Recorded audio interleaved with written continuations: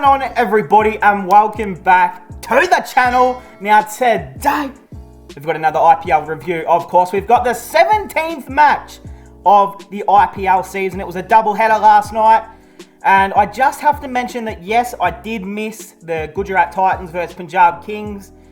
Of course, I know the result. I watched it. I stayed up and watched it, and it brought me nothing but sadness. And it was probably a good idea I didn't record a video yesterday and give my full opinion, because I probably wouldn't have a YouTube channel to come back to after if I really if I recorded a video yesterday. But hey, we'll move on from yesterday's game. Don't worry about that. I'm fine. Hey, all right, CSK versus Sunrisers Hyderabad. And who would have thought SRH get the win very easily in the end? CSK are just... they're in trouble, to be honest. And I think everyone could have probably realised that CSK were in trouble when they literally auctioned their same team back. They literally brought the exact same team back, plus a few extras, and expected that it would make the world of difference. It hasn't. I thought it would. I think most of us probably thought that CSK would still be a top 5 team, but there's every chance CSK win 1-2 games this year, and I'm not even kidding. Like, I think they might only win 3 games this season, and I know a lot of people, especially CSK fans, aren't going to be happy to hear that, but it's just a mess. It is a real mess in that CSK team at the moment. They can't settle on an 11. Who's missing from that team? Obviously, I don't think Deepak Chahar is back. Obviously, a super bowler and a great lower order batsman, but who else? Is there anyone else they're missing? I don't think so. I can't remember. And if there is, then my bad. But hey, we are going to get into the review. I won't waste any more of your times. Also, I'm wearing this fucking singlet. So if you see me keep adjusting it like this, it's because I don't want to accidentally whip out a nipple and then, you know, screenshots and stuff, and then my nipple's out there on the internet. But that's okay. Let's move on. Hey, player of the match was Abhishek Sharma at the top of the order still. There was, there's a lot of people, a lot of Sunrisers fans that really didn't want him at that top of the order anymore. He's had a lean start, and a massive 75 or 50 gets him the win. He gets his player of the match, and he's going to remain opening, I would say. He batted really well. All right, jump into the scorecard. CSK into bat first.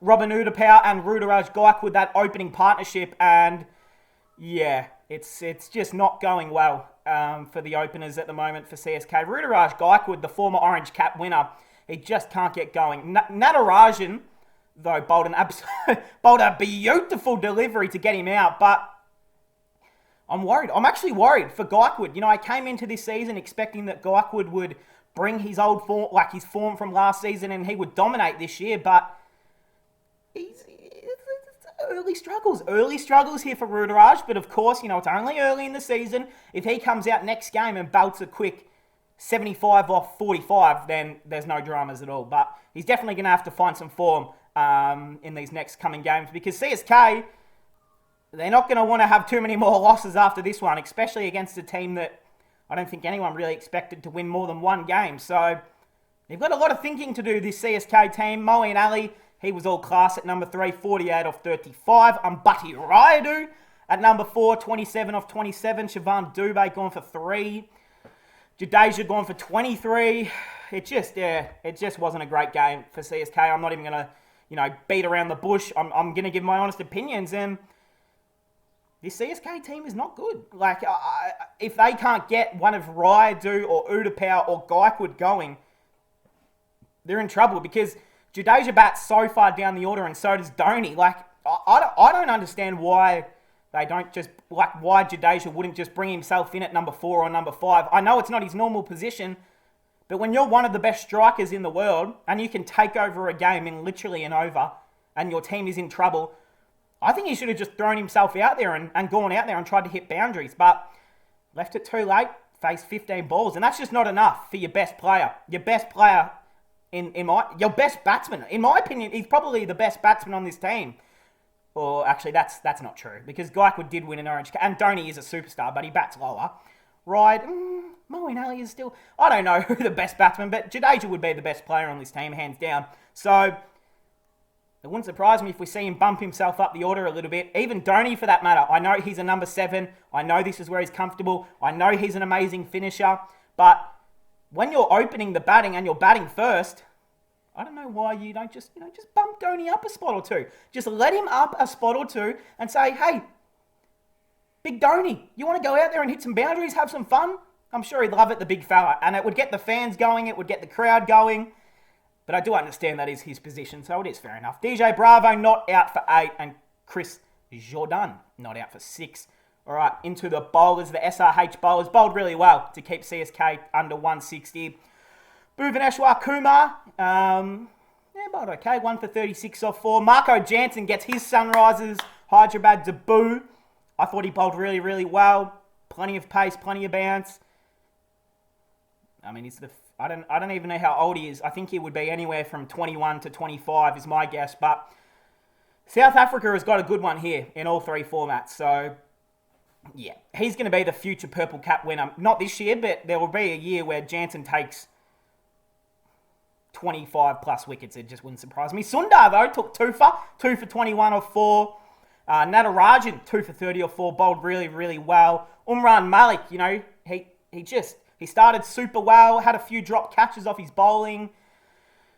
None for 29 off 3. Look, it's not a great day, but he was bowling upwards of 150 kilometres a fucking hour. Like, he was bowling genuine heat out there. But his first 3 deliveries seem to be his best.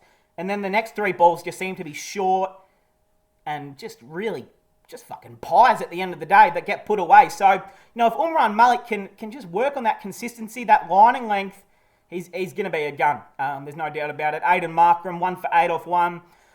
Who the fuck got out to Markram again? Oh my God, Moeen Ali. How do you get out to Aiden Markram? Oh man, Aiden Markram, I tell you what, he is just not a bowler. Look, he bowls these. Well, you know what? He took a wicket, and that's 1 more wicket than me, so well done. Well done. All right, into SRH, a 155 target to chase down. Did it with 2 overs to spare. It was just comfortable batting. In my opinion, not great bowling, but just smart gameplay here from Sunrisers. When you have a guy out there like Kane Williamson in a T20 who faces 32 or 40, like that's just ridiculous, by the way. But Abhishek Sharma, the man of the match, wins them the game with his bat. Williamson just played that anchor role. I think that's what they're expecting, for someone like Kane Williamson to do this season.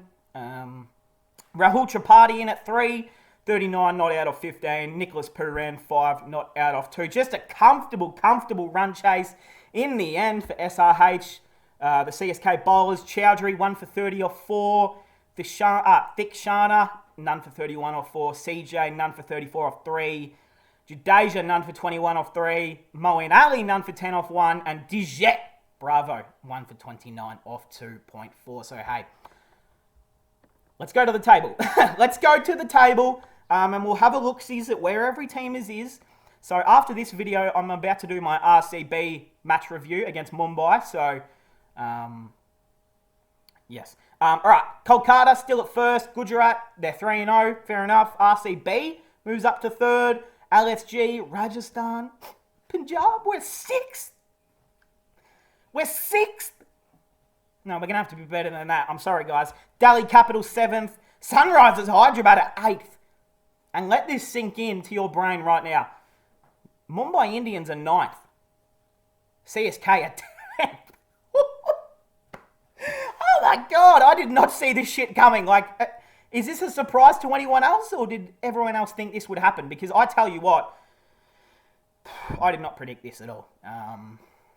I had Mumbai and CSK finishing 1st and 2nd, and now they're going to finish 9th and 10th possibly. So, look, maybe I should just predict what I don't want to happen, and then it will happen. Who knows what the go is there. All right, the orange cap, Joss Butler, Shubhi Gill, Kishan, Livingston, Quinton de Kock, of course, fits himself in there. Does de Kock, well, that sounds a bit wrong, but you get what I mean. The purple cap, Umesh Yadav with 9. Harsi Boy with 8. Avesh Khan with 7. Rahul Chahar, the man, with 7. And Yuzi Chahal fits himself in there with 7 as well. So, hey, that will cap it off, guys. The next match tonight is Rajasthan versus LSG. Okay, that should be a good game. Sanju Samson versus KL Rahul. That should be a fun matchup. Hey, that will cap it off though, guys. I hope I haven't had any sneaky nipple leaks. If I have, then I'm really sorry, but you're going to have to deal with it. Because I'm not going to try and find each time my nipple buddy pops out. But hey, that will cap it off, guys. Hope you guys enjoyed, and I'll see you guys in the next one.